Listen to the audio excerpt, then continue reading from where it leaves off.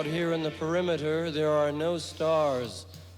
Out here, we is stoned, immaculate. Hello and welcome. This is the C86 show. I'm David Eastaugh. As you know, we love a special guest. This week it's going to be the turn of the singer, composer, writer, performer Sarah Jane Morris, who I recently spoke to find out more about life, love, poetry and all that other groovy stuff. Has had a very prolific career from the mid to late 70s and has recently released an album last year, 2024, titled The Sisterhood, but came to a lot of our attention in the mid-80s with the Communards singing on their debut album, and also the hit single Don't Leave Me This Way, but has had a prolific career and has released lots of albums. Her latest one, which is titled The Sisterhood, is a 10-track collection, a tribute to 10 iconic women singers and songwriters who've had a massive influence on the development of the popular song, which we also talk about towards the end of the interview. And also she's got some live dates, including one in Norwich this coming Thursday, the 15th of May 2025. Anyway, I'll put a link in the notes below of her website, so you'll find out more information, but you're going to find out a lot about Sarah in this fascinating interview. So after several minutes of interesting but casual chat, we get down to the exciting subject of the early formative years. Sarah, we're waiting. So I'm a couple of years older than you, but near enough to have had the 70s as my backdrop to my teens. And it was the most fantastic period, wasn't it? You'd got everything from Captain Beefheart, Frank Zappa, to Sly and the Family Stone, to Donovan, to,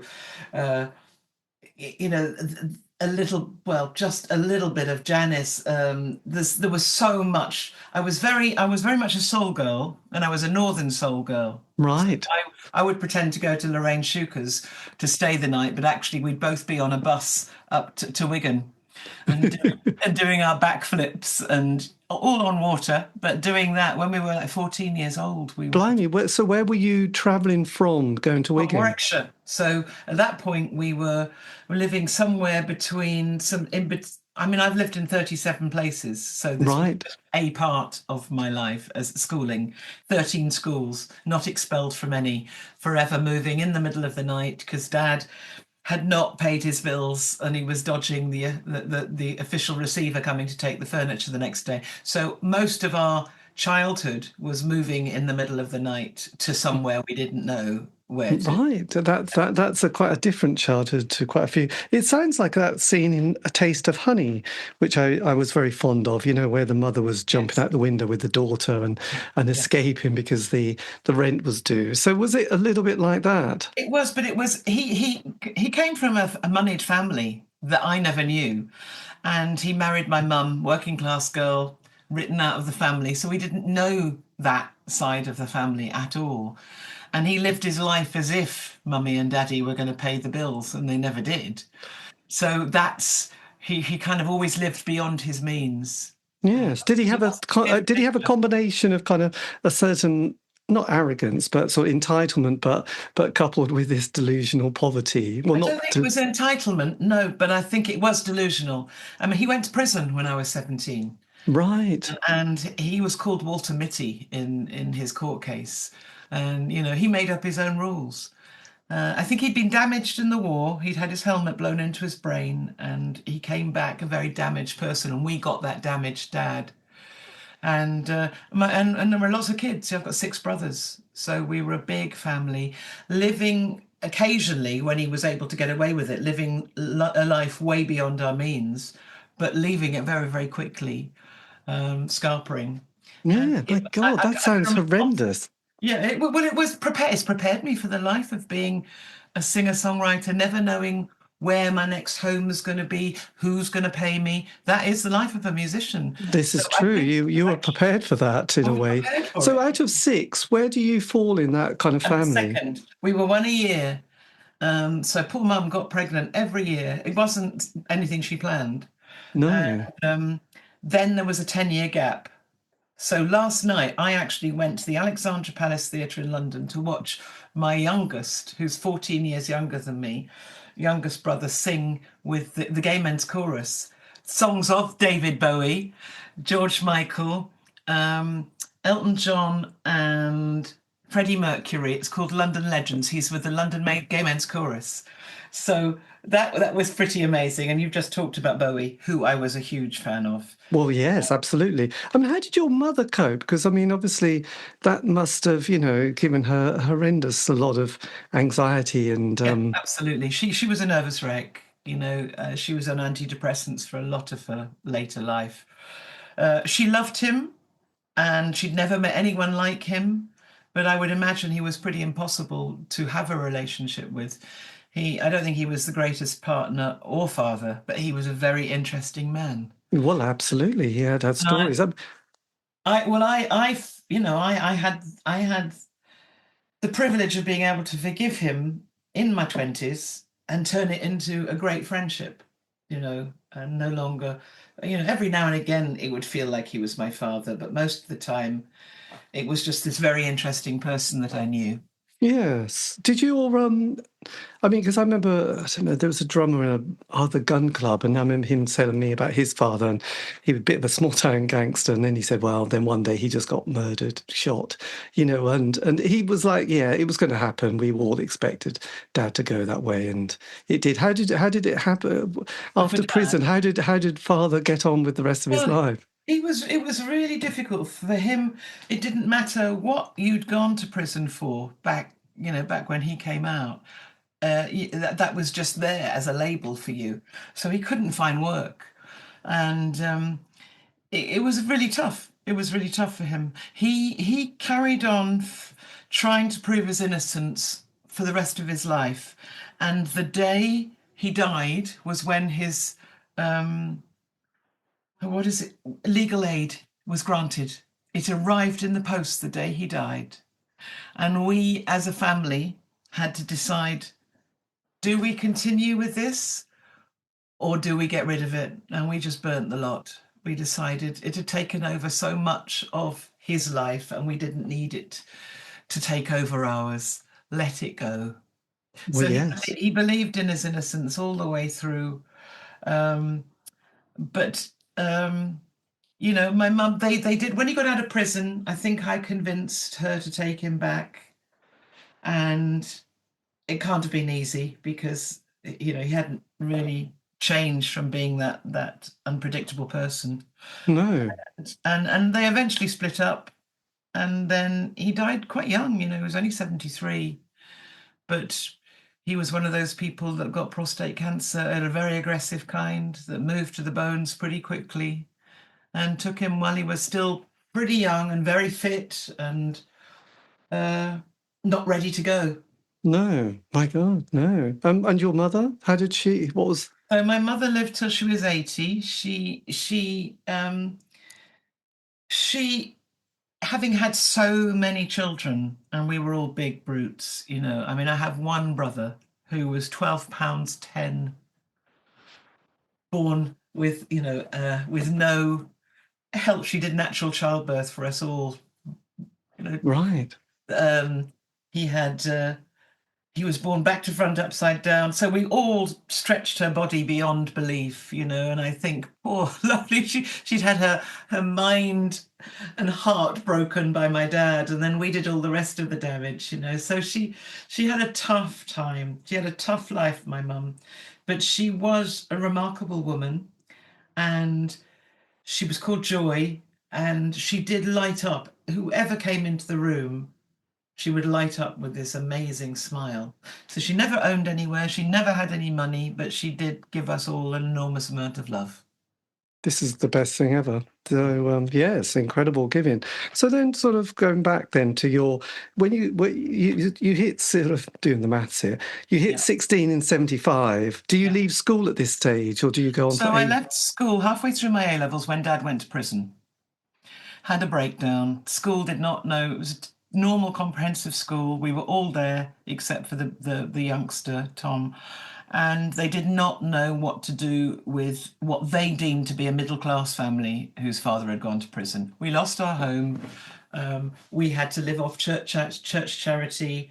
It was a bad time. And I just imagined that we had an appalling headmistress who kind of used me as a scapegoat. You would have thought that the teachers and especially a head teacher, would understand what trauma this, a family were going through when they lost their home and they lost their dad. It felt like, as kids, I think we all felt like we were carrying the shame. And, in the little village we lived in, Mum felt that every time she went into the local shop, people would stop talking. And I felt that at school. Whether that was happening or not, I don't know. But I thought that was what was happening. So I had a breakdown, didn't complete schooling.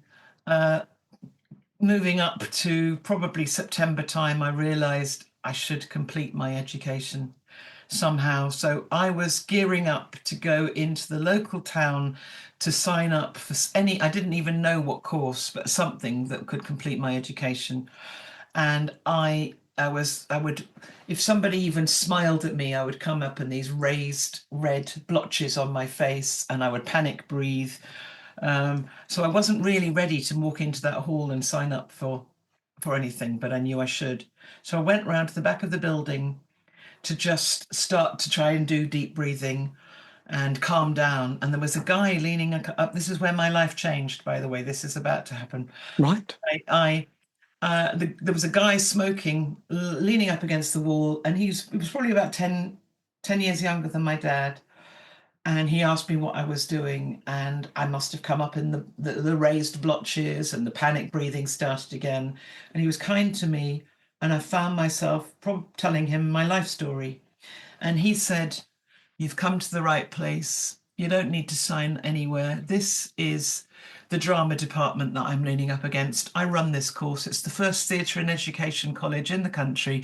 You have been alienated. I teach Brechtian theatre. You need to be here so that you can tell your story."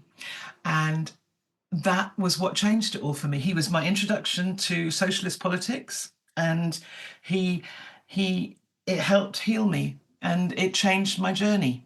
Yes, my God, that's a hell of a journey, and that's a hell of a connection, isn't it? I mean, let's face it. So Ben Elton was there. He was the year above me. Right. First course, a lot of kids from rich families from London were sending their children there, but because it was a local college, local tech, I obviously got a free place, and I met some very interesting people there. Some who've remained friends, and I then found out that I was the possible. Well, I got into drama school from that. I got into Central School of Speech and Drama, but at the same time, because ceramics had always been something that I was very good at, I also got into Loughborough College of Art. And so I went along by this. So Dad was in a top security prison to start with for the first year, and then he was moved to an open prison. And in an open prison, it's kind of like a canteen where you go to visit them. You've got your own table. Yes. And I went to ask him that question of, "Dad, do I go to drama school in London or do I go to Loughborough to study ceramics?" Because I wanted to do both. And he got out, and before I ever asked him anything, he got out from under the table a plastic bag. He got out and put it on top a piece of clay that he turned into, it was stoneware, which is the hardest clay to work with. He turned into what looked like a leather drawstring bag. And I remember looking at that and just thinking to myself, okay, drama school. So that made that decision. Wow, that's just extraordinary. Yes, I mean this feels like some sort of Hollywood play at the moment, doesn't it? And at that time, I mean, yes, and obviously being with such people like Ben Elton, was it a bit like the kids from Fame then when you turned up there and the excitement and adrenaline of performing? It was a bit, it was. I mean, I discovered the year before, a year or 2 years before Jumble Sales. So up until that, we were all dressed in clothes that Mum got from the catalogue. Right, great Universal. And so suddenly, Jumble Sales, I can buy for 10 pence or whatever it was back then, half a crown. I can buy an outfit of clothes, and I can dress the way I want to. And I suddenly find myself surrounded by everyone else that's doing the same thing. We're all expressing ourselves for the first time through our clothes. Yes. And I must admit, I years and years later, when I found myself in Italy, in a rock band, and I was dressed in Victorian underwear, different shoes, different socks, floating beauty spots, because I was still in that period where I wanted to enjoy, explore clothes. What I realized was in Italy, they loved what it was that I wore, but they would never have done it. They were wearing designer clothes. Nobody would admit to going to a secondhand shop to buy clothes. That was just something you didn't let any of your neighbors know. They were very, very proud. So I remember thinking, I don't know that I could live here, because I need to live in a place where people are expressing themselves through their clothes. I love that. That's what's so fantastic about London. Yes, and then obviously the 80s and the Socialist Workers' Party, and also there was that time. I remember watching a documentary about Eric's in Liverpool, and I think it was Jane Casey was talking about the group who was there, like Bill Drummond and the members of the Lightning Seeds and the Wild Swans and Julian Cope, and Frankie Goes to Hollywood, Holly Johnson, and she said, we were sort of we wore our neurosis on stage, and I just realised with a lot of young people, if the stars happen to line up and they just happen to be at that right place with a load of other people from sort of difficult, dodgy, broken places, this is kind of a place where they can just have a bit of reprieve and a community. And did that also feel like that for you? Yes, it did. But when I went to actual drama school, I felt like I didn't fit in. I entered the big, famous drama school with a huge chip on my shoulder. I'd got the dad in prison. They all, to me, seemed like people that were sons and daughters of famous actors and actresses. So my chip on the shoulder, I think, got in the way.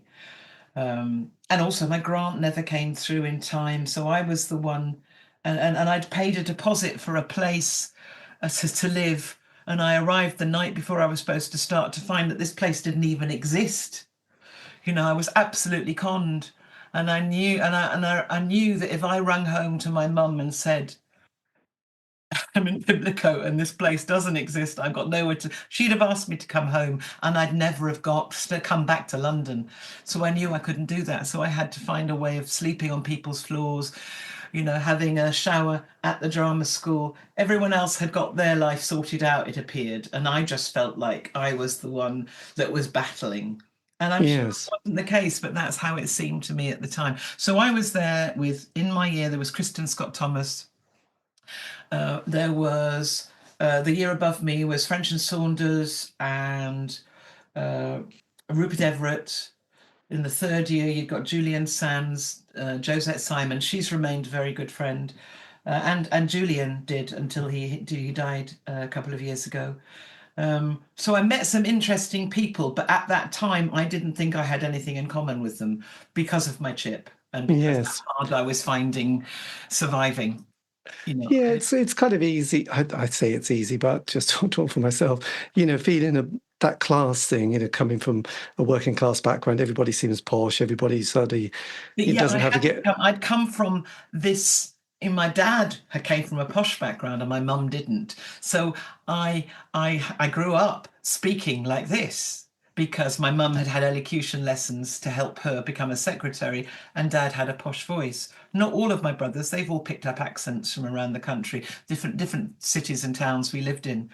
But it was just that I didn't fit into any particular set. I didn't think I did. But once again, nearly everyone that I've met in the creative arts has felt like that. This is all very true, isn't it? I'm sure Kristen Scott Thomas felt like that there. We're unless you're very, very lucky, you feel very, very awkward aged 18, 19, 20. I think I stayed feeling awkward till I was about 30, and then I kind of grew into my skin. Yes, this is all very... So look, during the 80s, then we had sort of like, Thatcher gets in 79, there's the Falkland War, the miners' crisis, there's Greenham Common. Things aren't going terribly well, but then we get the rise of the kind of that yuppie class as well. How do you then navigate into the 80s and into the mid 80s at this stage? So it was a very interesting and exciting period for me. So after I left drama school, and I left halfway through, I didn't get the final year of being sold to the agent and signed up with the RSC and the National, which is the normal course for Central and RADA. So I left. I joined an Italian rock band. I answered an ad in the NME and the Equity magazine, and they were looking for a Janis Joplin type singer that spoke English, because they were after that American market. So I didn't speak any Italian. I had a 1-year cardboard passport because I'd never been abroad before. My family had never had the money to. Oh yes, you go to the post office and get 1 year, wouldn't you, for a fiver? I arrived there, and one of them speaks English, but I'm basically I fall over within the first week of being there, and I damaged my knee to the point. So their tour is about to start. So they take me to a private hospital where I'm plastered from my ankle to my thigh because they haven't got time for me to have an operation. So I started wearing ball gowns to cover the plastic. Right.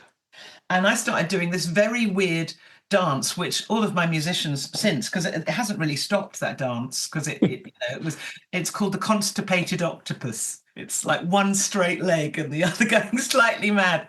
And then I left them and I came back to England, and I joined an African Caribbean Latin band called the Republic.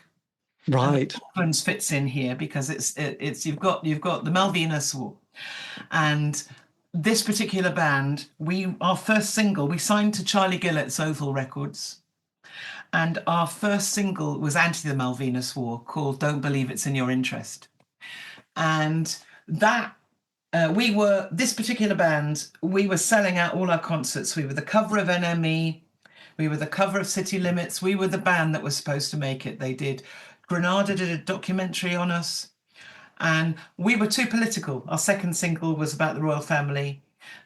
We made politics swing, but we're right in the middle of Thatcher's Britain. Yes. So we were not played on the radio, except by Capital Radio, which had just started, and they hadn't yet become the commercial station that they are now. But is Capital does it still exist? I have no idea, actually. No, not me now. So anyway, they played that a bit. And then one of the singles we put out was called My Spies, and it had this Middle Eastern beat, and I was singing in this mock operatic voice, and that became very big in the gay clubs. Jimmy Somerville bought that record. He loved it. Richard Coles, 3 years after me, did that same drama course that I did, and he met my brother who was doing the same course. They became friends. So Richard used to come along to my concerts with the Republic, and then the next band, which was called the Happy End, 25-piece political big band. With Matt Fox, who ran the band, and Glenn Gordon, so the 25 musicians, some people had only just bought their instrument. You're a mixture of men and women playing political music from all over the world. We teamed up with Kay Sutcliffe, who was a Kent miner's wife, who wrote these brilliant lyrics, and we recorded it. It became the anthem for the miners' strike, Coal Not Dole. Right, blimey. Jimmy was hugely involved with the miners' strike because of his best friend, Mark Ashton, who they made the film Pride about. Right. He got them, as Bronski Beat, involved. And this was a similar time. And Richard brought Jimmy along to see me at a miners' benefit. And we both, of course, I'd seen him on telly with Bronski Beat. I thought he was fantastic. But we found it very entertaining that he was this petite, red-headed Glaswegian with this falsetto voice. And I was this tall, red-headed woman with this baritone voice. And we just decided to do something together. So we did a Gaze the Word Bookshop concert at the Fridge, which was across the road to where I lived. We chose the song Lover Man, the Billie Holiday song. We both sung about the same guy. We're camping it up. Record company are in the audience. They've already signed him because he and Richard have closed down the Bronski Beat Time, and they're now Communards. They're promoting their first single, You're My World.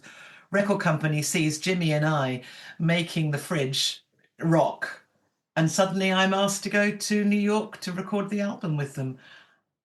And I was so out of touch with the music industry because I'd only ever been in political bands where you didn't make any money. I mean, the most you ever got was 20 quid each if you were lucky. I saved up my money thinking I had to pay for my flight to America. I didn't know the record company would do it.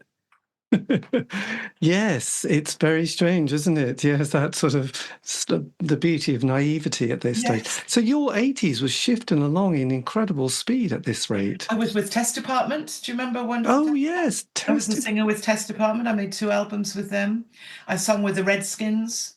Oh my God. I mean, the Redskins are the great mystery of my life. They did that one amazing album, Neither Washington Nor Moscow. Yes. And Chris has managed to disappear for 40 years. Yes. I don't know where Chris is. Christine. I mean, if anyone can, that's the interview of interviews, really, isn't it?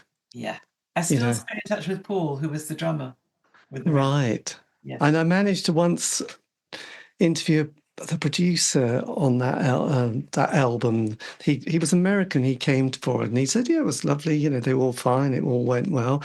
But yes, Christine, the mysterious Chris. Yeah. They were a great band. Amazing. It was like, the Clash meets Motown. It was just stunning. I mean, Keep On Keeping On was just an anthem at this stage. Had you got involved with Red Wedge at this point? Yes. So this was when Jimmy and I, we'd just come back, and Richard, we'd just come back from New York. We'd made the album. And we had all, in the sort of October and November, got involved with Red Wedge. I was also very involved with Artists Against Apartheid. And my first boyfriend was a guy called Dali Tambo, who was the son of Oliver Tambo. And he and Jerry Dammers set up Artists Against Apartheid. Right. And this was a similar time to us getting involved in Red Wedge. And Dali is involved a bit later on, I can tell you, with my latest project, the Sisterhood. But anyway, I'm singing outside. I sing regularly outside South Africa House with a megaphone, singing Sikelele Africa, and that was very much part of my life. And I became, because I was in Brixton, and I had a piano. We had me and my flatmate, between us, I think we actually found it on the street. It was pretty battered, but it was an upright piano. So I was one of these musicians that had a piano. And so I became a safe house in Brixton for those that were coming over from South Africa, musicians that were arriving, had nowhere to stay to start with and needed to practice. Yes. So that was that was the backdrop for me too. And then so we asked to do Red Wedge. The 3 of us are doing it with backing tracks from the album. So Richard's playing for real, Jimmy and I are singing for real, but everything else is backing tracks. And it's, obviously we're part of the headlining team, but it's really it's Paul Weller and Billy Bragg and Junior Giscombe that are holding it together, and we're these youngsters that are coming through. And when it came to Don't Leave Me This Way each night, the audience were going crazy. I think it was at that point we thought, I think we're sitting on something with this song. Yes. But it was great to be involved with Red Wedge, and we had so many hopes for it. We did feel like we were doing something important, but yes, there was a lot of dreams. They didn't get in. No, we didn't change. Spoiler things there. No, poor old Neil. It was a great tour. I mean, it was probably for me, it was one of the most exciting things I had done at that point. Still good friends with a lot of people from that tour. Years later, Paul Weller wrote me a beautiful song that I did on one of my albums called "Leaves Around the Door." I stayed very good friends with Madness, and they let me record my first demos in their studio, and that's how I got my first solo album deal. So several of them played on my demos.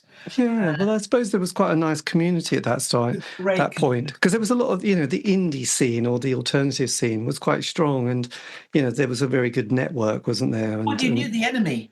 Thatcher was the enemy. It was all clear. It was so much clearer than now, and so everything that was on the fringe in the creative arts was exciting, from film, yes, theatre, music, creative writing. It was a very exciting. I was squatting in Brixton, and one of my squats led to a hard to let council flat. I was squatting. I didn't realise it was a hard to let council place, so they actually had to take me on this housing association. So from then on, I was paying rent, but I think I was able to survive for several years because I wasn't paying rent and I was squatting. It did mean I had many different homes. And it was quite interesting because there was a lot of musicians that came to London, and having spoke to quite a few for the interview, and there was a lot of squatting. People from Australia came over, New Zealand, Germany, and then also from America and Canada. And it was fine. You'll just go to this squat, and there'll be all these members of a band who'll be there as well. So it was, there was various venues as well. I think it was the ambulance station was a famous one. Yeah. And a lot of the Happy End, the political big band I was in, they all were squatting down in Vauxhall, Bonington Square. They were Bonington Square. Yeah, I had friends there. Yeah, and that was a wonderful community too. And we were that was where we would rehearse in what became the cafe in the shop. Right. It was a great, okay, you didn't necessarily have a flushing loo or electricity, but it was a fantastic community. Yes, it was a lot of nice people, and a lot of the travellers were there. I mean, the travellers, the buses, and Glastonbury Festival and Stonehenge, it was all part of that fantastic time. That was the period that I did Glastonbury. I did it twice. One was with Happy End, where we played on stage 2, and we've played the year of John Martin, and it was fantastic. But it wasn't what it is now. No, it's very different. We were having to. I remember us carrying. We were all camping, and we were carrying the xylophone across the vibraphone across fields that were deep in mud. I mean, there was nothing glamorous about it whatsoever. And then the next time I played was with the Communards, so that was on stage 1.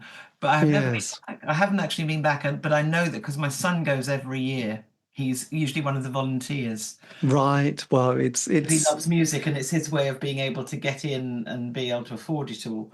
Yes. I know that it's a very, very different festival to that which I played at.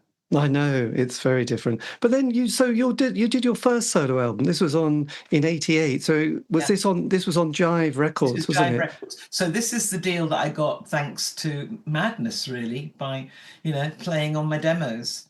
And they knew they wanted me, but they didn't quite know what to do with me. And I wasn't really a writer at that point. I became a writer much later, or a decent writer much later. So they teamed me up with different producers, in-house producers, and they had a bash at lots of different things. Was I a soul singer, which I am? Was I a jazz singer, which I can do? Where was I? And they didn't really have a take on it. And we're talking the end of the 80s. That is when the music business was starting to really change. They were stopping doing the whole A&R of an artist. I came right at the tail end of it. Had I been a few years earlier, I would have had the A&Ring that Sade had, that Alison Moyet had, that Annie Lennox had. I didn't have that. I was just at that point where if you didn't have the hit single straight away, you didn't necessarily make the album. I did get to make the album, but my first single was Banned, and it wasn't banned like Frankie Goes to Hollywood. Big, wonderful celebration that sends you to #1. Mine was Undercover Band by the BBC because they were terrified. Why had I covered Me and Mrs. Jones, which was the song that I used to sing to my little brother, 14 years younger than me, to get him to sleep? Why hadn't I changed that to Me and Mr. Jones? Because I hadn't, and because I'd had a #1 with a gay band, they were terrified. You know, there I was with my Victorian underwear, floating beauty spots, great big bother boots. You know, I was wearing men's Victorian boots, really much bigger than my feet, because I'd found them in a jumble sale. They thought I was playing with them.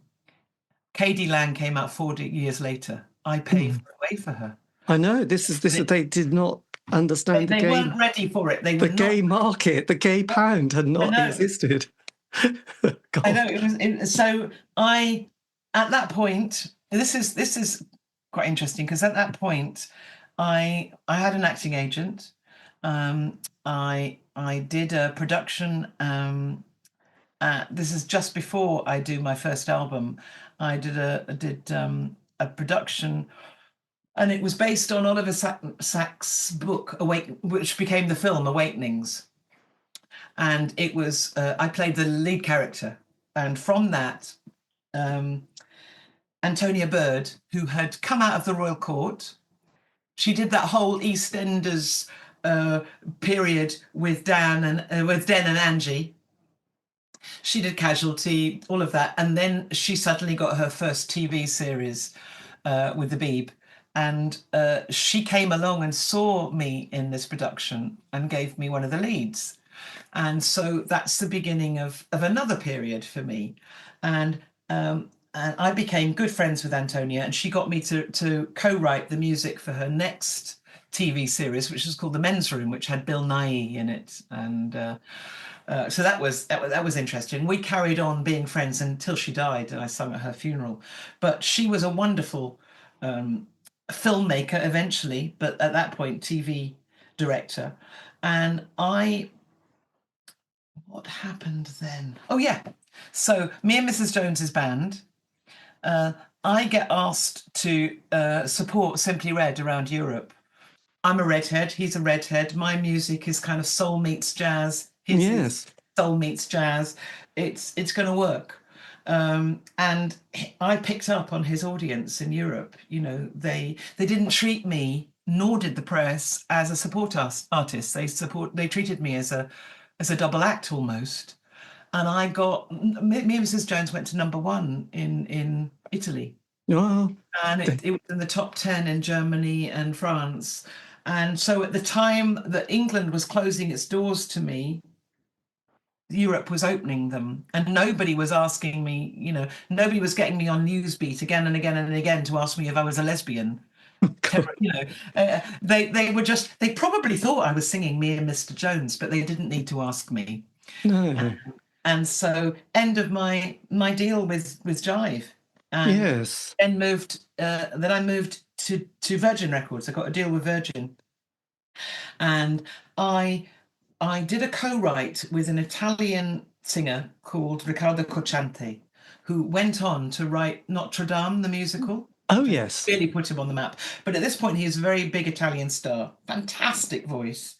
And he asked me to do this duet for Sanremo, which is their huge festival. It's a bit like the Eurovision, but it's just Italian song that's being celebrated with an orchestra. And they usually teamed up with an international artist at the end of the festival to give their interpretation of the song as a duet. And I said I didn't want to just translate the lyrics into English. I wanted to co-write them. So with Alistair Gavin, who was Alistair Gavin's wife, actually, Cheryl Moskowitz, who's now a writer and a poet. Yes. She and I wrote the lyrics to the songs. It was I think it was the first Iraq War at this point, and my husband was in the Pogues. They were off on tour somewhere. I didn't know if I was going to see him again. There was this whole kind of scary time. So we wrote this song called Missing You. It won Sanremo, and that suddenly made me a household name in Italy, because not only were the youngsters of my age getting what I was doing, the grandparents, everybody watches Sanremo. So right. That went to #1. And it was the combination of that and the fact that I'd had the beginning of my career in Italy by living in Florence and being with this Italian rock band there was a lot of pull, particularly to Italy for me. And as a nation, they have absolutely supported me no matter what I bring out, because I've brought out so many different types of albums over the years. You know, it's whatever you end up by writing. I'm not trying to. I'm constantly reinventing myself, I suppose. Yes. Well, it's They, interesting because there was a band in the 80s called Shelly Ann Orphan that the music press couldn't understand, so they hated them. But they were very big in Italy as well. And it's interesting that certain bands have an audience, either Spain, yeah. Italy, Well, Carmel was France. Right, of Julia course. Fordham, Swing Out Sister, Japan. You know, there are certain territories that save your career, and Italy saved mine. Yes, I think Germany saved Motorhead for a few decades as well. I So think we Lemmy all said. like Germany because it's a much bigger country, and you know that helps a bit more. Yes. Nevertheless, I have played as a result of this relationship with Italy. Yeah, here I am as a 66-year-old, and I've been doing this now for 40, nearly 44 years. I play in Italy more than any other international artist. You know, if you put all my gigs together, it's like the equivalent of 2 Sting gigs. Yes. He probably only does 2 Italian gigs a year anyway, but they're Yeah. just all at the same time. You know, they're just 2, whereas I'm probably doing 20 to do that. But nevertheless, it's a great audience to me. I've played in the Venice Opera House. I've twice played the Verona Opera House, you know, the arena. I've played Taormina, which is the amphitheater in Sicily. I've played well, most of the beautiful places in Italy that you can imagine. Yes. And what was, Large and small. and with the 90s, as it changed quite radically with the next musical generation, there was the Britpop period, there was also grunge, there was also a dance scene going on. When you came to do Blue Valentine in the mid Yeah. 90s, this is again on a different label. Where were you sort of heading in this period? Well, at this point, I had just started to sing at Ronnie Scott's, and in fact, it was my first gig. I was offered a week. In those days, you did a week. You did 2 shows a night for a week, and I was booked as the support band. And it was an American artist who actually I can't remember. It was an American sax player that was headlining. And on the morning of the second, so this would be Tuesday, I get a phone call from Pete King saying, can we record one of your nights? By the way, the whole week is sold out, but it's not the main act, it's you. There are all these Italians in town. And they couldn't believe that they were seeing me in this lovely little intimate club, you know. Right. And so that changed my relationship with Ronnie Scott's. So they record one of the nights, I think it was the Wednesday night. They've got the fantastic Chris Lewis as engineer. They've got their own little studio that he set up behind stage. And he captured this one night. I've got a brilliant band. You know, we were very cool at that point. We were the band. We were one of the, in fact, Ronnie Scott's was the place that so many big artists would send people along to check out who was playing and poach them for their tours. You know, Yeah. that was happening a great deal. But I had one of those bands. My musicians were constantly being poached because they were brilliant, but we were a really groovy band. And they asked, so that became a record. That was the album that the song that Paul Weller wrote for me. We played that live, so it's on Blue Valentine, Leaves Around the Door. And I got asked, I got contacted by this Italian label called Irma Records, who recently set up in Bologna, and they were really into acid jazz. Now, before this album, I was in a band with Steve White, who was Paul Weller's drummer that I'd met on the Red Wedge tour, and we were in this band called the Jazz Renegades, and that was on the acid jazz label. And I also, with the Renegades, I did those first, I think it was the second and third volume of the acid jazz Illicit Grooves. So many years later, that took off in Italy. Acid jazz was a thing. So they wanted me, thinking that I was an acid jazz artist. And I was able to get Ronnie Scott's label, which is who had that album, a great licensing deal through Irma in Italy. It did really well. In fact, as a result of the Italian sales, It sold anything more than anything Ronnie Scott's ever put out on their label. Right. Because of that license. Yes. Because then the next album, Fallen Angel. That was through Irma. Right. And you worked with Kate St. John, who had been in the Dream Academy on that album, Yes. didn't you? So I met her through my husband at the time, who was in the Pogues, and he played a little bit with Dream Academy, and he was also in something called the Pink Orchestra with Steve Naive, and it was Kate and David. David played. He's kind of like, he has this suitcase and he takes another instrument out. He's now like one of the best musical saw players in the world. Right. This was all early experimentation. So they would do music at the Scala to silent films. They would play live. So that's how I met Kate. And then we became friends. She's now married to someone that became my guitarist for many years, Neil McCall.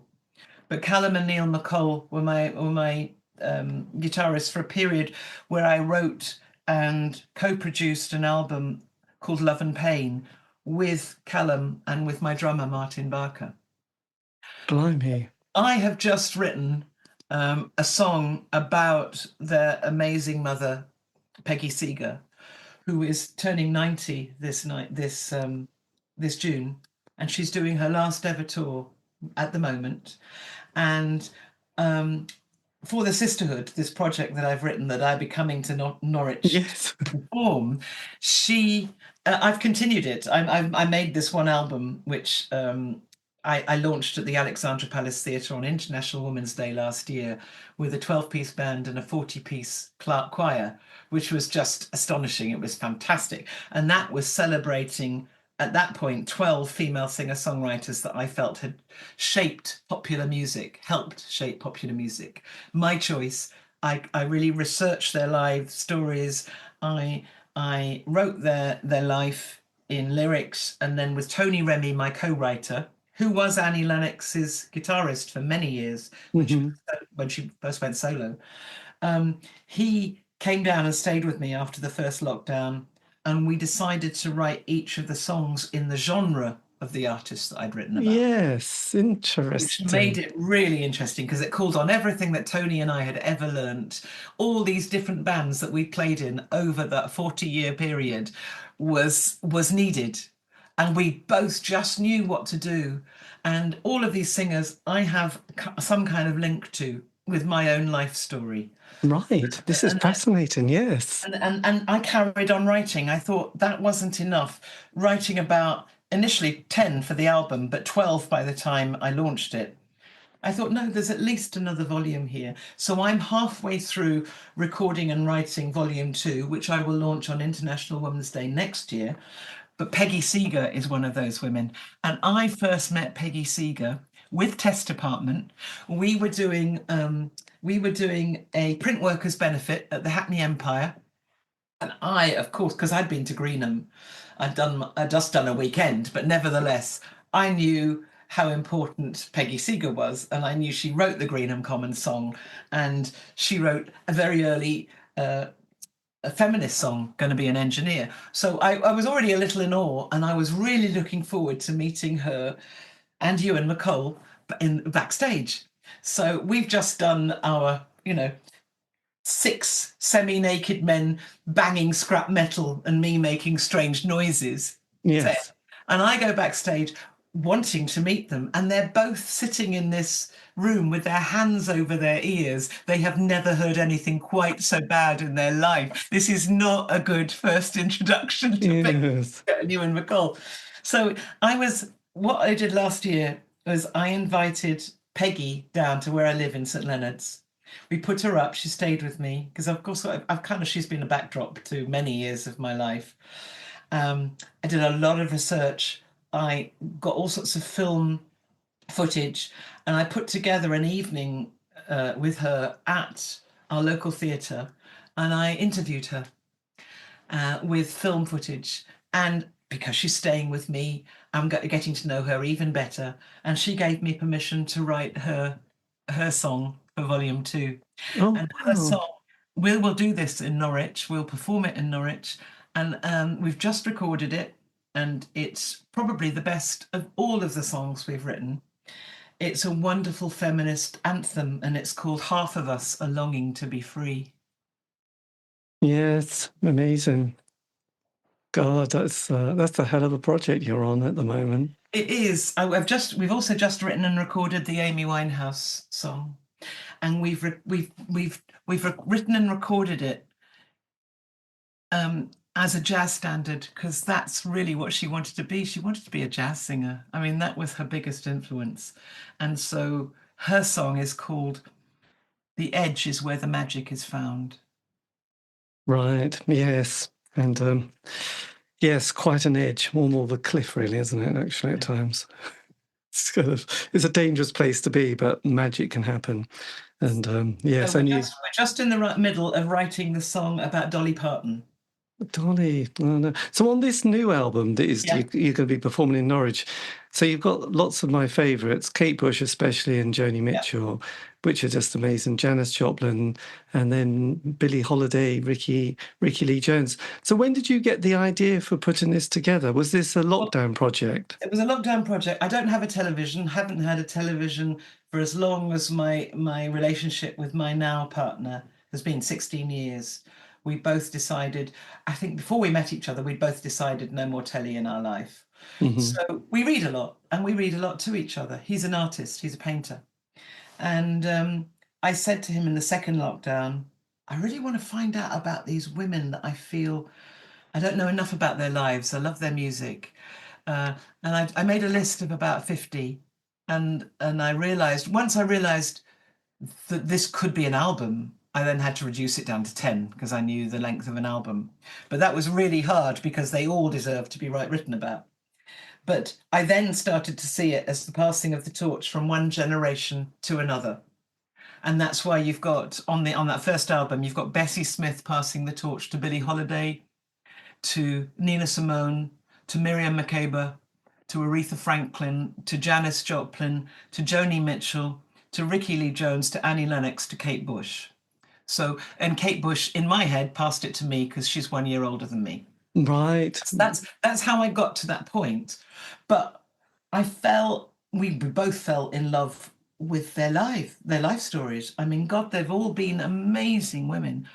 And when we did actually put the album out, and the first single was the song about Ricky Lee Jones, which we called Jazz Side of the Road.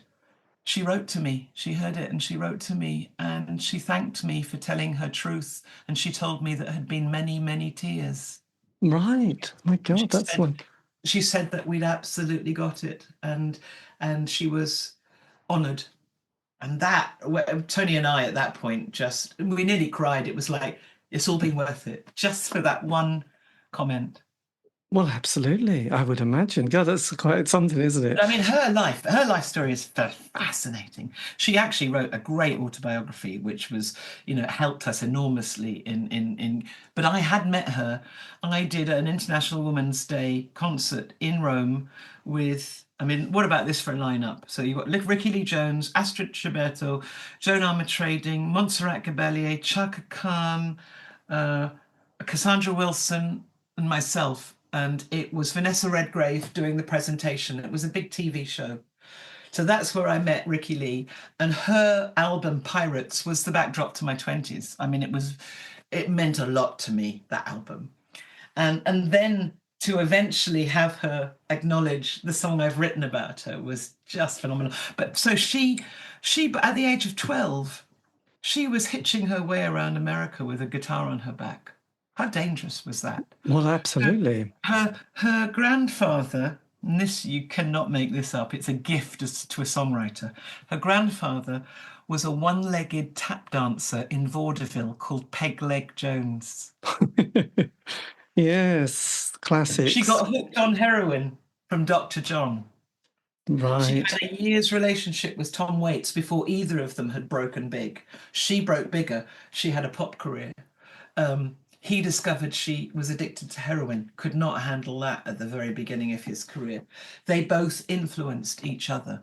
She was hugely influenced by Van Morrison.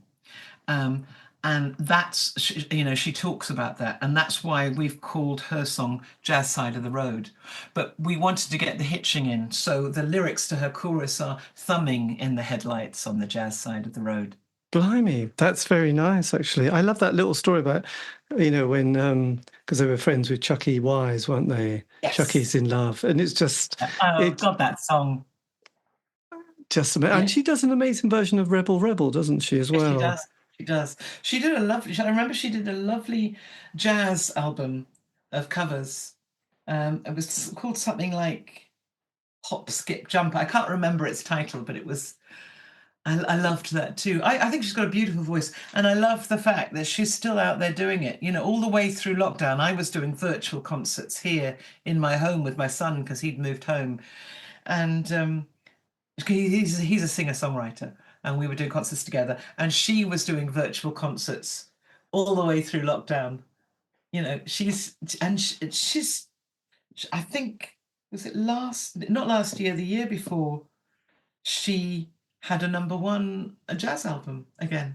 Yes, and I know I've seen her on one of, I think it's Instagram. She did Glastonbury, didn't she? Yes. So on that album, that's The Devil You Know, wasn't it? She does. Yeah.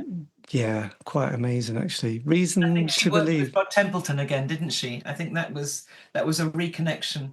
Yes. And then, one of the other amazing artist that I sort of grew up listening to was Joni Mitchell. Was that hard to sort of I suppose channel the spirit of Joni to get that kind of essence? Well, what Tony and I decided was to go for that period of Hejira, right, where Jacko was playing with her. Now I've got a link with Jacko.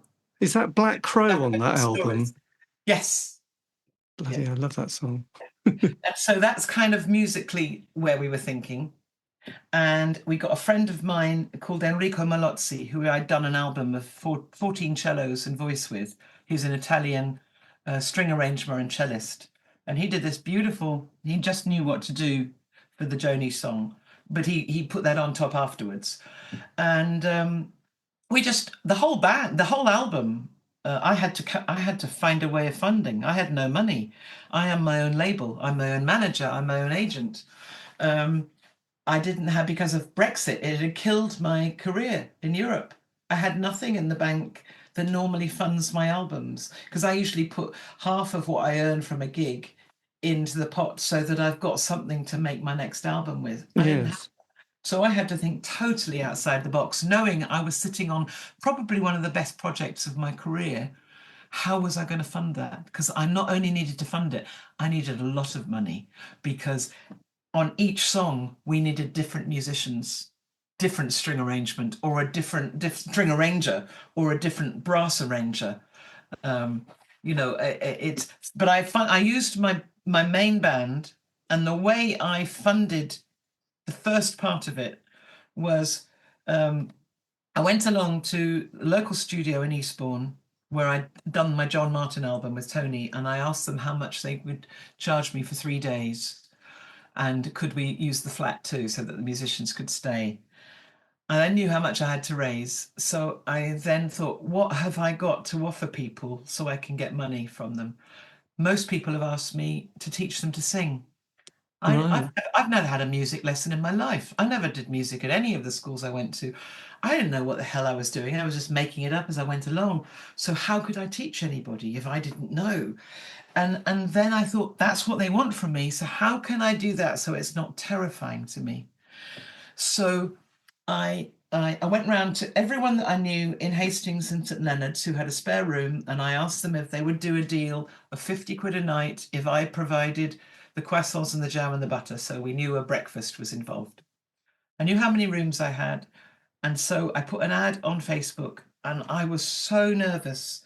I put this ad on saying, did anybody want to come for the weekend to St Leonard's? My husband had agreed to cook for everybody, by the way, and he's a great cook. Found a venue, paid for it. Did anybody want to come down? And I would teach them 3-part backing vocal harmonies to 4 of my songs, including the accommodation and being fed, And they would then come and sing a month later with me on stage at Ronnie Scott's. It sold out just almost immediately, because so many people would love to be able to get up on the stage at Ronnie Scott's. Yes. It was such an uplifting experience, because some of these people hadn't really been close to any human being for such a long time. And here we were suddenly in this room together, and we were sharing food, and people were hugging each other, and lots of crying. And we were doing something really positive. They were helping me finance the first 3 days in the studio, but they were getting the opportunity to sing with other people and be on stage at Ronnie's. So that we recorded most of the tracks in those 3 days, the backdrop to the tracks. And then for the next few years, I had to try and find the ways of funding all the extra people that we needed to be on each track. And the way I did that was, we did portrait weekends where people came to stay with us for the weekend and eat with us, and my husband would do their portrait. So they left with a mounted, drawn portrait at the end of the weekend. He did weekends where he taught people to draw and paint, and they came to stay. Tony and I did songwriting weekends where people came to stay and they ate with us, and we helped them with their songs. Somebody gave me a sewing machine, which I had not a clue how to use, but made cushion covers and tablecloths and sold them on Facebook Marketplace and eBay. I sold everything that I had to sell that I didn't need. And that's over the course of 4 years, and me starting to gig again, I funded it. Amazing. And I booked the Alexandra Palace Theatre, which is a huge place. To start with, I booked the Cadogan Theatre, which is a 900-seater venue, and then the Alexandra Palace Theatre. And by this time I was doing, when I did Cadogan Hall, I think I had 25 people doing my masterclass. They would come for another weekend. And by that time, people were coming from Italy as well. Yes. Then it grew. By the time I launched the album at the Alexandra Palace Theatre, it was a 40-piece choir. Blimey, you've really pushed yourself on this, didn't you? I really have, but it's been the most amazing journey, and it still is. So yes, I've got no money, but I'm loving doing this, and I'm finding ways of doing it. My Italian agent, because I've got an Italian agent, but not one over here, they said that they didn't think Italy could handle the Sisterhood because it was all original songs. Right. Because had I done a cover of all of these singers, yes, the promoters would have been an easy sell. So I couldn't accept that, because I had spent nearly 5 years putting this together. Well, Tony and I had. And so what I dared to do was say to them, well, I will stay with you for everything else, but I can't let this best album of my life not come out in my biggest territory. So I booked, and I did this 6 weeks ago. I booked the auditorium in Rome. It's like the Royal Festival Hall. It was utterly terrifying, because I'm not living there. I'm not there to promote it. I don't have any money to promote it. How do I get that packed? And how do I pay for my musicians? And it's a huge risk again. And so I contacted everyone that I knew in Rome, and I asked them if, for 2 free tickets, would they give us their spare room so that each of my musicians had somewhere to stay. I got a friend sofa bed. Then I did a masterclass about a month before we did Rome, and 12 people came to do it. And that this time they would pay for their own flight and ticket, but they would come to Rome and sing on a big stage in Rome. So there were 12. That paid, it was very last minute, but that paid for the flights. Wow. And you know what? We almost sold it out. It was a wonderful experience. And I can't let this go. It's too good a project. What we're doing now is we're touring it as an acoustic version, because I can't tour 12 musicians and and a big choir. So we've turned it into 2 acoustic guitars. So it's Tony Remy and Marcus Bonfanti on acoustic guitars, and it's bass, Henry Thomas.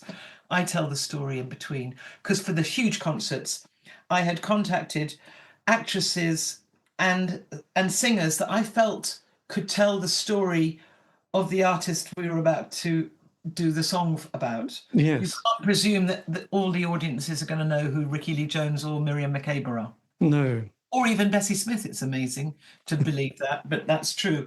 So Mark and I wrote a script, and my brother, who's a filmmaker, came with me, and we filmed each of these actresses to the camera giving the introduction, and they were projected onto the stage in between each song. You suddenly had someone that you know from TV or film giving you the story that leads you to be able to understand the song I'm then about to do. God, you must have turned a lot of people onto these new artists in their lives. It's educational. It is educational. And I want it to be. These women have been so brave. I mean, for instance, the song we've written about Billie Holiday, we all know Billie Holiday is one of the most famous jazz singers of all time.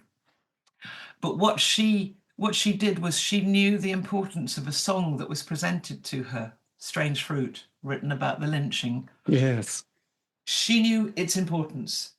The FBI tried for her entire career to stop her from singing that song because it did not want this story to be told. They found out that she had a heroin problem. Their undercover agents would sell heroin to Billie, or they would put it in the trunk of her car, and they would arrest her. They would take away her New York license. They put her in prison. She would come out. She would play in a bigger place, say the Carnegie Hall. She would sing that song again. So she lived very dangerously, but she knew its importance. And so what we've done is, her song is called Junk in My Trunk, and it's about her bravery. Yes. And musically, yes, we've stayed with the jazzy theme, and we've got this wonderful brass arrangement on it. But Tony said, do you know what? If she was still alive, and the same with Bessie Smith, I bet they'd be working with hip-hop drummers. So we used a hip-hop drummer for Billie Holiday and Bessie Smith's song. Fantastic. That's amazing. God, that's just stunning. God, you really did test yourself on this project, didn't you? You pushed it out there. Yeah. And I've never tried to be the artist, so I'm not trying to sing like them. I'm telling their story in their genre. And what about Janis Joplin? You've got a track called Tomorrow Never Happens. Where was your relationship with Janis? Well, I nearly played Janis in 2 different movies. Right. So, Antonia Bird, and I love Janis. I love the split notes. I loved her. Once I read her, the first book I read about her, and her alienation and her not fitting in. I really felt I understood that. And she was so intelligent, and she'd really lived the blues, but she'd also done her research. She'd played in those folk and blues clubs. She'd listened and talked about her influences, just like I am doing in this project. She was one of those people that was naming the people that had influenced her, like Big Mama Thornton and Bessie Smith. Now, yes. So Antonia Bird gets offered a deal with Touchstone Movies. She's now a movie director in LA. She rang me late one night and she said, Sarah, I really feel your life is a film. Can you please write it? And I said, yeah, my mum and dad are still alive. No, I don't think I can yet. I said, but I have read this great book about Janis Joplin, and I really feel I could play Janis Joplin. Because I looked a little like her, and I was wild and I could split notes. And so she went off to try and buy the book. And Janis Joplin's sister was wanting to turn it in her life into a musical. So she blocked it. So that never happened. So that was one film that didn't quite happen. And then years later, when I was singing at Ronnie Scott's, one of those, one end of one week, Sunday morning, 2 or 3 o'clock in the morning, I'm being paid the cash. I'm dyslexic. Counting is not easy for me. I've got to pay the band cash after the gig. drunk American comes backstage, says, "You're the nearest thing to Janis Joplin I've seen, and I wrote Piece of My Heart." And I remember thinking, yeah, of course you did. Please go away, drunk American. I later found out that it was Jerry Regavoy. He did write Piece of My Heart. And he told me that before, just as he was leaving, that Paramount Movies were making a film about her life. So I thought nothing more of it at that point.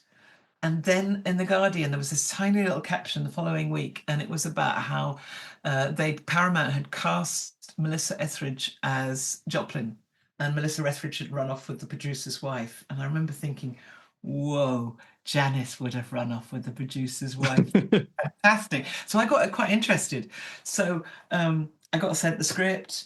I did Texan dialect lessons. My acting agent put me up for the part. I was led to believe I had the role. And at the same time, somebody in America, one of the scouts in America, had offered the part to Britney Spears. Now, this is 26 years ago. I was 40.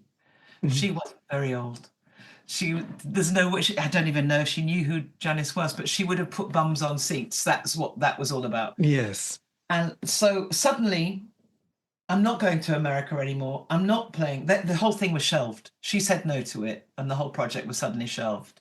And it was made years later, and Renée Zellweger played the part. I didn't see it, but it went straight to DVD, and that felt like slight revenge. Yes. I don't know, but I've still got the script in my cupboard. But what I did, because I felt from such a great height, I really had started to picture myself in America. With Callum McCall, Ewan McCall's and Peggy Seeger's son, we wrote a song called "I've Put All My Money on a Horse Named Janis Joplin," because I'd gambled and had lost. Yes. And so that was my second innings not playing Janis. But I obviously got to know a lot about her background, and I felt a huge affinity to her. And the fact that this is another glorious thing about her. So Bessie Smith, who is, she was the founding sister. She was the one that put blues on the map. She was the one that put Columbia Records on the map, because she sold to a black audience, and the money from that is what funded Columbia Records. A lot of these artists I've written about have been signed to Columbia or an offshoot of. She is so important in musical history. Yes. So she is the leading blues singer, and in that particular way, in that genre. And then you've got the crash. Everything changes. Jazz moves in. Billie Holiday takes over. She is suddenly not in vogue. She has to recreate herself. She's suddenly driving herself to concerts in her whatever car she's driving. And she, gradually, she hasn't got much money. It's tough. It's suddenly, from being the queen of the blues, she's finding life like a lot of the rest of us, having to reinvent herself. A biscuit lorry drives into her, severs her arm. She dies. She's in a pauper's grave. She's in an unmarked grave. Janis Joplin on television starts to when we hear about her in 67, The Summer of Love. And by the way, we only knew about her for 3 years, and I think it was 4 months. It might have been 7 months. She was dead. Yes. Yeah. But anyway, she is talking about who's influenced her. Bessie Smith's maid, who's now a fully grown woman, hears this. And I don't know if she wrote, or I don't know how she contacted Janis. But she contacted Janis and said, "I know where Bessie Smith is laying, and there's no tombstone." And Janis paid for it. And she died that year. 1970. Blimey, that's incredible, isn't it? That's just, yeah. God, that's such a nice, sad but nice story at the same time. It's what I'm doing now. I'm talking about all of these people that have paved the way for me. Well, absolutely. And the other person who had a huge influence on my life Kate Bush from her first album. So Yeah. how did you channel that spirit, the Well, I can Rambo of remember being in the suburbia? green room at Drama College, the one with Ben Elton, the original Drama College, when Wuthering Heights came out. And we'd heard, just like we'd heard nothing like Freddie Mercury before, we'd heard nothing like Kate Bush. And it was just extraordinary. And when I came to writing her song, it was really hard to find out anything about her. She's incredibly private. Just like we're just writing Tracy Chapman's song at the moment, also incredibly private. Yes. And there are you can't really gauge too much from any of the biographies that are written about her and any of the interviews, because she gives the same kind of answers. And so how the hell could I write her song? So started to listen to all of the lyrics to her songs and realized that age 13 she wrote Man with a Child in His Eyes. I mean, Yes. that's genius. That's child prodigy. And my husband came up with the great connection. He said, you know who else was a child prodigy? And she will know the respect that we're paying her if we link her to him. And that is Rambo. Rambo wrote his poetry between 15 and 19. Right. Yes. And so that's why her song is called Rambo of Suburbia. That's such a great link. That's such a good one, isn't it, really? Yes, I know. She was so young on that first album, Never Forever. And like Bowie, she was playing with the whole mime yes, thing. Lindsay Kemp. Yeah. I mean, and Annie Lennox, that whole kind of gender fluidity, they've all been so important. But I think with Kate was amazing, a bit like David Bowie, was that she really enjoyed playing with all these different forms, but she was much younger than Bowie was when he made his breakthrough. I just can't believe her maturity. But also, I think, because I often wonder how she didn't. A family that encouraged it, though. Her parents encouraged all those kids to be as creative as they wanted to be. I mean, that's the difference between her and all of these other artists I've written about. She had that brother Paddy, didn't she? Which yeah. I kind of think, all those creepy men in the 70s must have looked at her and went, oh, sorry, the brother's here with Ferris. Yeah, we better stop. We can't take advantage of this. Yes. I just think, that kind of community around her was strong. But she also had enough awareness as well to navigate through that 70s and then through the 80s, which is just extraordinary. What a writer and singer. I mean, yes. And when you hear a track like Breathe In, you think, God, how did you make that? How did that come about? Or Sat on Your Lap and, Army of Lovers. I mean, all those and the visuals that go with it. The visuals were fantastic. And there's another track, I think, on Red Shoes called Lily, which is, again, I mean, all those songs kind of really emotionally churn, don't they? So, amazing story. And she just did that. Joni, and she is, I mean, she's one of the finest singer-songwriters of all time, and still doing it. But what we did was try and write the shape of her life, as in we make reference to the fact that she had polio in her early years, and I tell it like she made a pact that if she could walk again she would accept anything. And she was, when she had her first child, when she had her child, it was out of wedlock. It was at a time where she hadn't yet broken through. She had no money. She didn't have the support. And then, of course, her child found her all those years later. But she's written for everyone. She has written for the refugees. She's written, she has written the most sensitive songs that are the backdrop to all of our lives. I mean, what a lyricist.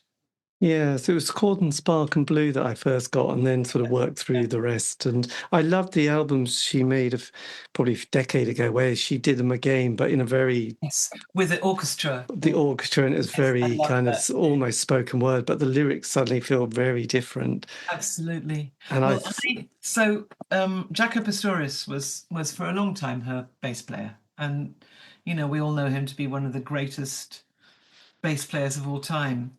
And I actually found myself doing a concert with him at the time I was making the album with the Communards in New York. So I know nothing about the jazz world, and I know nothing about. I mean, I know what I love, but I know nothing about the jazz world. Yeah. And but I had been singing with the Annie Whitehead band, and we'd been out and done an Austrian festival, and I'd met this amazing guy, a guitarist, who asked me, who stayed in touch with me, and this was just about a month before I went to America with the Communards, and so I'm out doing the album with Jimmy and Richard. It's party every night. It's like every gay club you could imagine we're going to. There was a lot going on. There was a lot of action. And he contacted me and asked me if I wanted to come. A friend of his had a jazz club, and New Year's Eve, did I want to come and sing?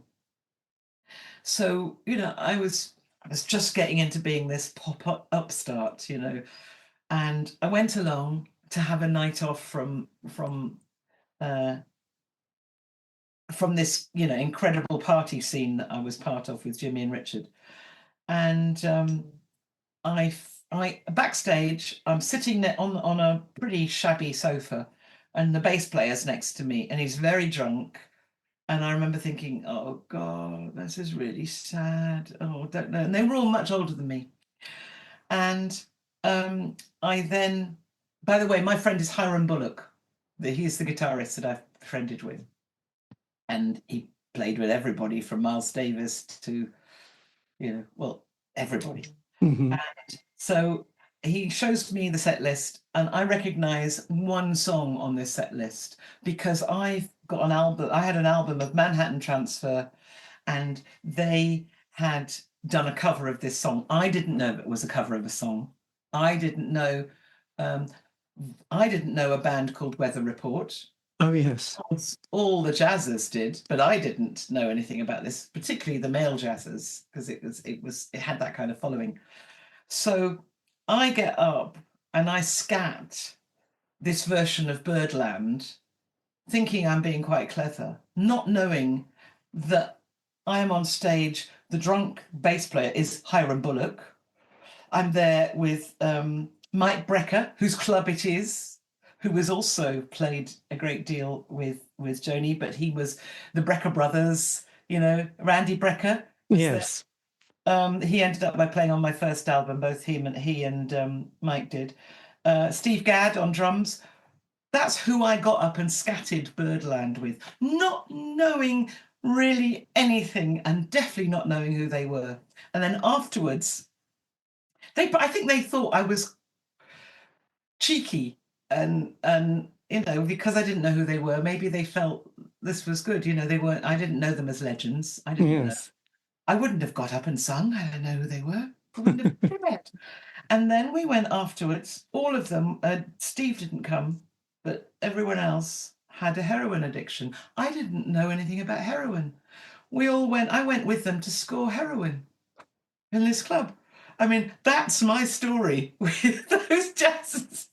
Yes, God, they all, some of them died from it, and some cleaned up. Mike cleaned up the next year. I think he then married someone who helped him clean up. Hiram never really properly recovered, but I think Steve Gadd is the anyone that's. Oh no, Randy Brecker's still alive. He didn't come and score with us. I didn't score heroin. I just didn't know what was going on around me. I didn't understand this. I was so naive. I was naive about drugs, and I was naive about these jazz greats. Right, I know. It's yes, the story of those, I don't know, bebop jazz people who were part of that Beat Generation soundtrack. It was all a bit messy, wasn't it, really? Yes.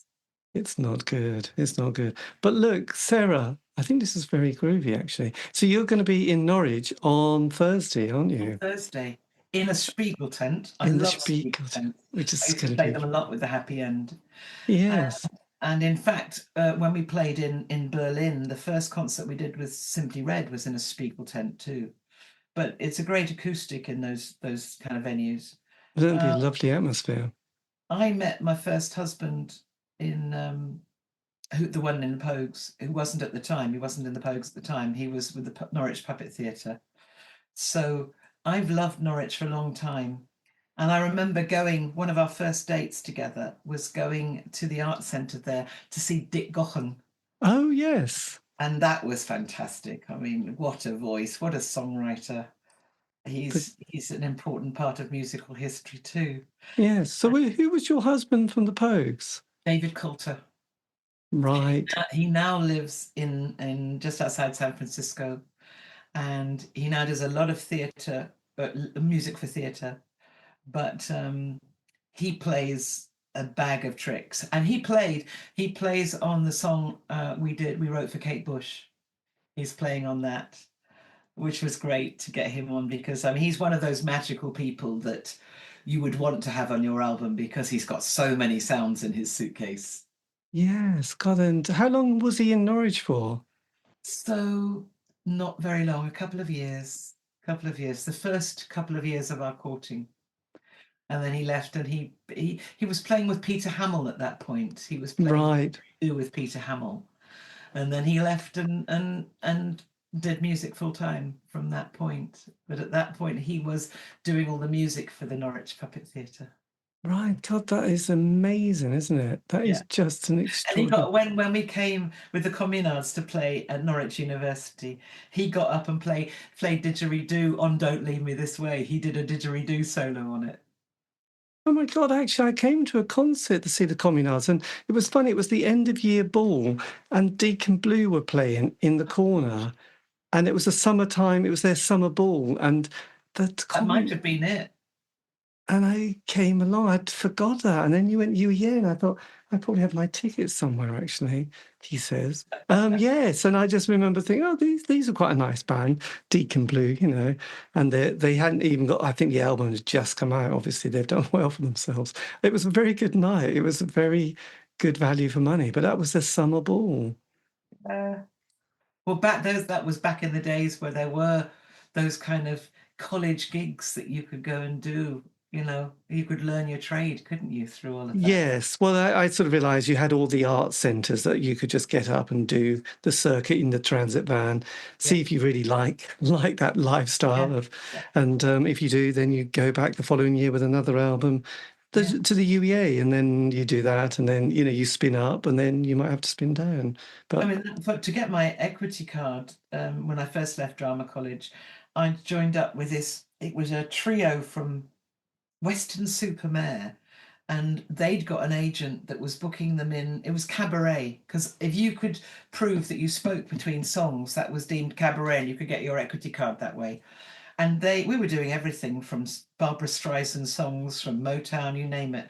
But they were your dodgy kind of thick gold medallion around the neck, probably hairdressers in the life outside of the cabaret circuit.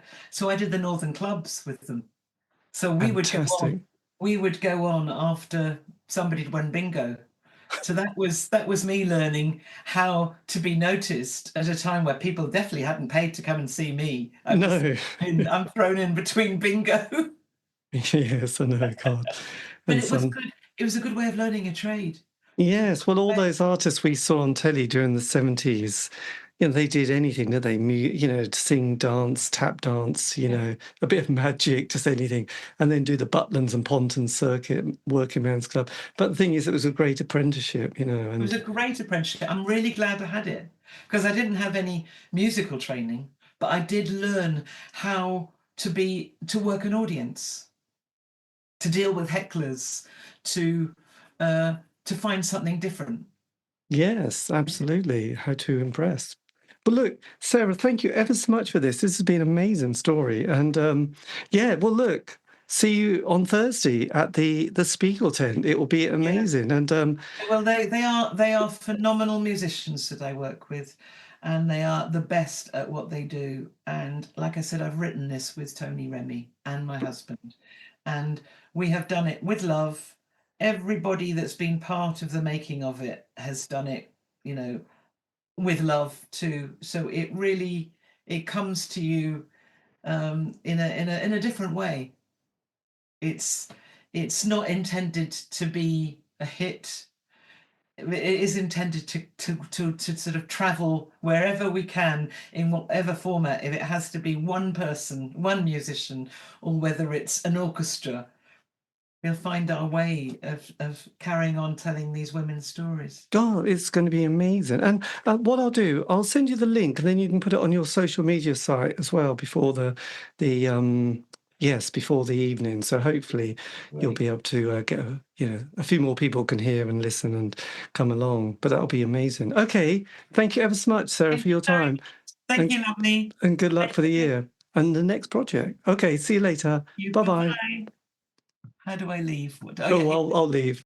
Indeed. The end. A massive thank you to Sarah Jane Morris for giving me the time for that interview. And like I said, I'll put a link to her website in the notes below so you can find out all about all her work, especially the latest album, The Sisterhood.